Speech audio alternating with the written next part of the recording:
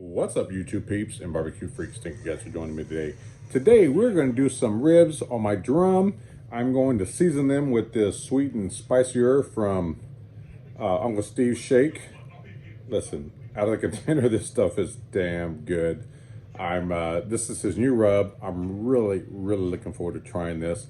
Now I will tell you, I had to go ahead and trim up these ribs just a little bit and season them up. The wifey is working from home still, and while I was shooting this video, you know, she was on a conference call and stuff, so I had to kind of keep it quiet. But I went ahead and seasoned these up. I'll show you what that looks like, and I'll touch on it in just a little bit. But we're gonna season it with this Uncle Steve Shake, sweet and spicier. We're gonna throw them on my drum smokers. We're gonna see how they turn out.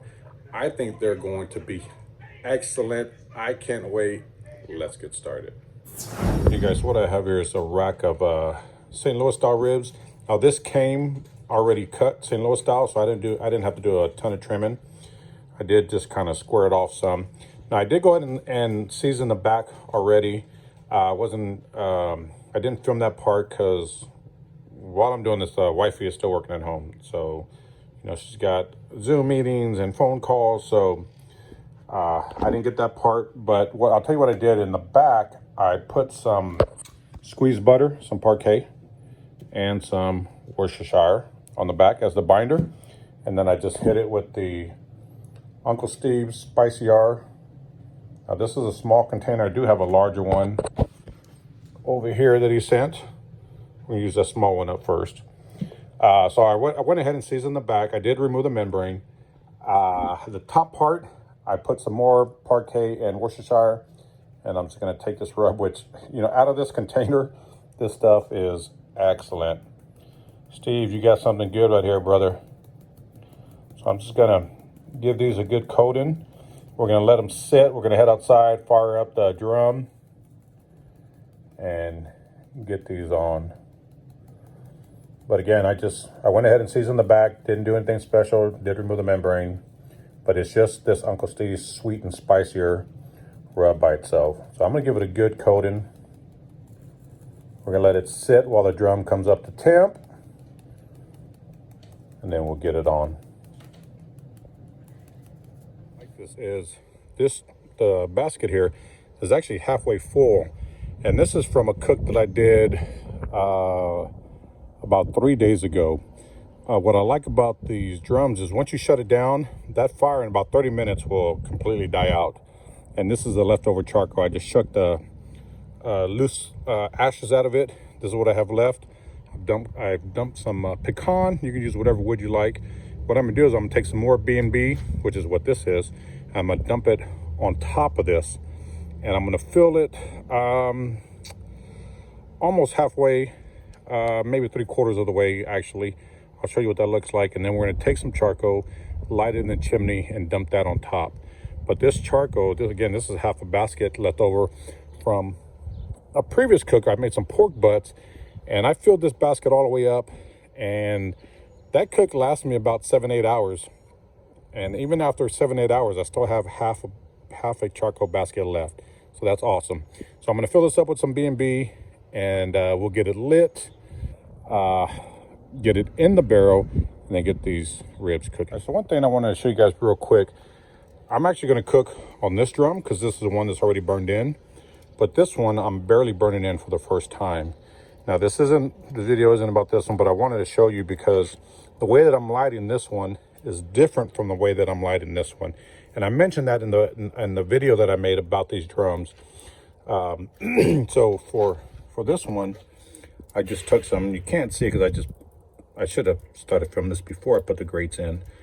But down in there, just filled it up with charcoal. I put a Weber wax starter cube right in the middle, lit that up, took the ball valve off the back here. Gonna keep the lid wide open, and then the 1-inch ball valve in the front wide open. But I just put that 1 Weber starter cube in here and just lit it and just kind of put the charcoal around that. So this one I'm just burning in, but I'm lighting this one different from how I've been lighting this one, just to see how it, you know, how it works, how long it takes. I found when I light it the way that I'm lighting this one, it actually, the temp comes up really quickly, 15-20 minutes, and I'm up to temp. I mean in about 250. So this one I'm just kind of playing around with, but this video isn't about this, but you're probably going to see this in the background. So if some of you have questions, that's what I'm doing with this one. I'm just burning this one in. Hey guys, so what I have here is this is the chimney for the pit barrel cooker, actually. So it's just like the Weber chimney, but smaller, which makes it easier to dump the charcoal in here. So I'm just going to take this and dump it inside.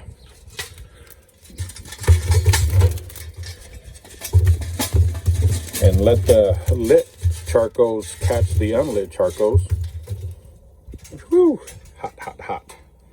And that's it. This will not take long to come up to temp. Like I said, 15-20 minutes. And we should be up to temp. I found this way to be it's actually been a little quicker than this one, the way I lit this one up. This one's taking actually a lot longer than I thought. So this way, like I said, 15-20 minutes, I should be up to about 250, which is going to be the perfect temp for cooking. So I'm gonna get this lid closed, go get these ribs, and get them ready to get put on the drum. And those that are wondering, the way I'm gonna run this, again, the top vent is gonna be completely wide open. I did take the cap off this back vent here, and then this front vent, actually I'm gonna open it up all the way. Right now it's at 100% open. Once it starts, look at this. I just dropped this in there. Look how fast it's moving up. You guys see that ticking? That temp is climbing really, really fast. So once it gets to about 225, I'm gonna start cutting this down about halfway. But man, look at that. I didn't realize it was moving that fast. Yeah, I think you can see it on camera. Just kind of ticking up. Yep. It's ticking away. Oh, there you go. You can see it moving already. It moves pretty quick. This thing comes up to temp very, very fast. Like I said, here in just a few degrees, I'm gonna start cutting it down and let it set right at 250. Just want to show you, we're right at 250. And from from the last clip of this video, it's maybe about a minute and a half later. So this thing has come up really quickly, where you can see this one here, it's still barely sitting at 150. So this one is lighting it this way has taken a lot longer to come up to temp than lighting it this way. And so what I've done, since I'm at 250 already, I went ahead and cut that ball valve down to about halfway open. What that's going to do is that should keep me right at 250. And I just shut it down a few seconds ago, and I'll pick back up in just a bit to show you that that's exactly where it's going to sit, right at 250. So again, this one over here, I'm not overly concerned about the temp. I mean, I'm just burning it out anyway. But I thought you guys might be interested in knowing the difference in how long it takes to come up to temp, depending on how you light it. So just want to show you that. Again, this is just sitting in right at 250, and it's going to stay there for the whole night unless I bump up that ball valve down here at the bottom. But the top one is completely open here, and the back one is completely open. So this thing runs perfectly.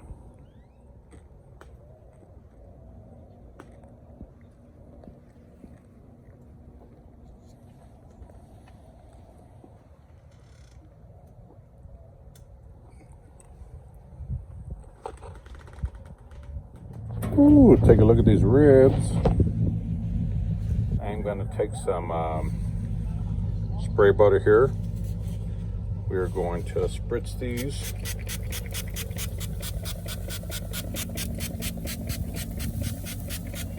Come along nicely. So these are the Uncle Steve's And these are the practice rib the practice rib recipe, comp rib recipe that I'm trying out. But these over here from Uncle Steve's, these are looking really, really nice. So 2 hours in, we're gonna get the lid back on. We'll let it go for about another 30 minutes to an hour, and then we'll take a look at them. Right, so we're gonna try that one with the spicy, or the sweet and spicier. Try that first. Do you have one from here? Yes. All right, well, try it. I'm gonna grab one here. These are falling off the bone. Tender though. Definitely has that kick in the back.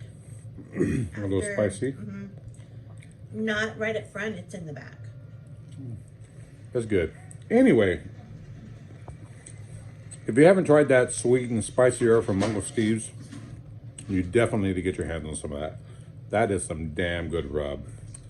Brother Steve, you got something going on there. That's good. These ribs cooked for, let's see, I put them on at 4:30. So it actually took about 4.5 hours. I think we were right about 4 hours for the cook time. It went about 4.5 hours unwrapped, 1 hour wrapped, and roughly about an hour unwrapped. So 4 hours to get these ribs done at about 2. So my drums ran at 250 to 260 is where it ran, or is where the temp ran the entire cook. So the spicier, or the sweet and spicier on these rubs is definitely good. They're really good. Anywho, thank you guys for watching. I will see you guys next time. Take care.